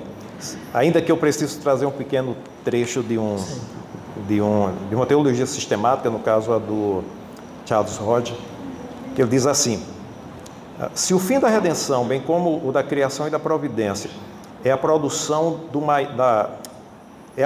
de maior quantidade de felicidade, então o cristianismo será uma coisa. Ok, a ideia supostamente de alguns arminianos. Deus quer a felicidade de sua criatura. Todo o caráter de nossa teologia e religião depende da resposta a esta pergunta. Ou melhor, desculpe. Se seu fim é a glória de Deus, então o cristianismo será outra coisa. Ok, perspectiva calvinista. Todo o caráter de nossa teologia e religião depende da resposta a esta pergunta. De modo semelhante, se o desígnio especial e imediato da redenção é assegurar a salvação a todo o povo de Deus, as ovelhas, então segue-se que o sistema agostiniano, ele fala que sistema, por uma necessidade lógica, se seu desígnio é simplesmente tornar possível, por uma necessidade lógica, se seu desígnio, aqui já é uma outra questão, se seu desígnio é simplesmente tornar possível a salvação de todos os homens, perspectiva arminiana, o sistema oposto, no caso oposto ao agostiniano, deverá ser recebido como genuíno, sistema arminiano.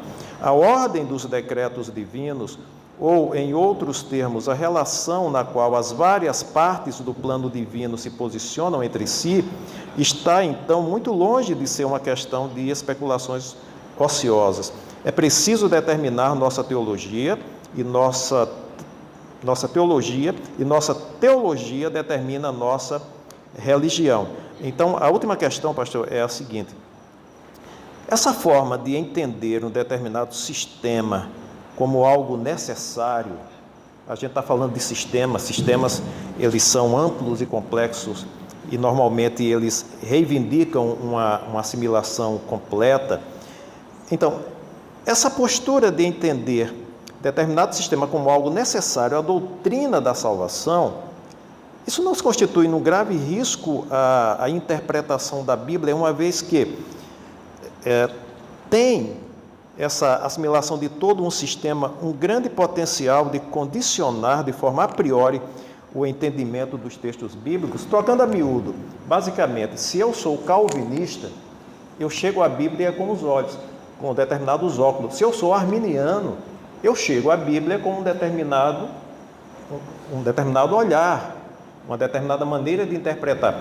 Então, isso não é um problema, porque a priori já me condiciona a ler os textos a partir da perspectiva do sistema. Sim. Tanto é que eu tenho uma grande admiração pelos teólogos de Princeton e, ao mesmo tempo, uma certa reserva, porque a tradição reformada, especialmente princetoniana, eu creio que ela acabou destacando um pouco essa virtude da razão humana, do sistema lógico. Muitos deles acabaram herdando, ainda que de forma distante, o sistema filosófico aristotélico. E aqui, não vamos entrar nessa questão, né? Mas me parece que a perspectiva platônica, se a gente for pensar em termos de abordagem filosófica, seria mais consistente, mas não vamos entrar nessa questão. E por isso que essa linguagem de Charles Hodge, né? Charles Hodge, na sua teologia sistemática, ele começa mostrando que teologia é uma ciência. E como ciência, você tem montanhas e você tem geologia. Você tem estrelas e você tem astronomia. Você tem a Bíblia e você tem teologia. E que o verdadeiro cientista teológico é aquele que vai investigar os dados com a máxima honestidade e seriedade e objetividade para fazer justiça ao conjunto do material que você tem para examinar. E, inevitavelmente, você vai ter que colocar esse material dentro de uma estrutura. Porque não há como você dizer qualquer coisa serve. E aí surge a pergunta fundamental. Qual é a coletânea de materiais bíblicos, todos eles, que parecem fazer mais justiça à revelação bíblica? Então, nesse aspecto, não é tanto a questão de que o calvinista está viciado a ler a Bíblia em algumas formas e o arminiano está viciado a ler a Bíblia em outras formas. Todo arminiano bíblico, ele vai dizer, vamos para o texto e contexto. Só dar um exemplo em relação a isso. O Grant Osborne, para mim, um dos melhores comentaristas bíblicos que nós temos. Para mim, o comentário dele de Apocalipse são os melhores que nós temos. Mas ele é arminiano. Ele escreveu um capítulo sobre arminianismo no livro Graça Ilimitada, que é uma das obras clássicas sobre o arminianismo. Mas uma coisa que me chamou a atenção é o seguinte, que Grant Osborne, quando ele chega em João capítulo 6, a respeito daqueles que o Pai atrai e tudo mais, ele diz que aqui nós temos uma ênfase realmente significativa sobre a soberania de Deus, eleição, predestinação e tudo mais. Grant Osborne diz isso, que nós temos aqui é isso. Mas que nós devemos levar em conta também que a Bíblia fala que todo aquele que se arrepende de crer e tudo mais. Então, o que eu observei é que Grant Osborne, ele teve essa hombridade, por assim dizer, aqui a gente está vendo isso, mas vamos pensar em relação ao todo. Mas o que me chama a atenção é de que ele não nega que João capítulo 6 enfatiza a soberania de Deus, que existe um grupo que o Pai deu para o Filho, que o Filho chama, que Jesus ora por essas pessoas, e capítulo 10, que existem as suas ovelhas que Ele vai reunir do mundo inteiro. Então, voltando à sua pergunta inicial, a questão toda é, até onde nós conseguimos ler a Bíblia de ponta a ponta e a partir daí analisar quais respostas parecem refletir a integridade do ensino bíblico em todas as suas plenitudes. E eu fiz esse exercício com o arminianismo e com o calvinismo. E a minha percepção de que parece que o calvinismo tem capacidade de lidar com todas as tensões e supostas contradições de uma forma mais eficaz do que o arminianismo. E há uma série de questões aí, mas essa é a minha percepção. Obrigado, pastor. Okay.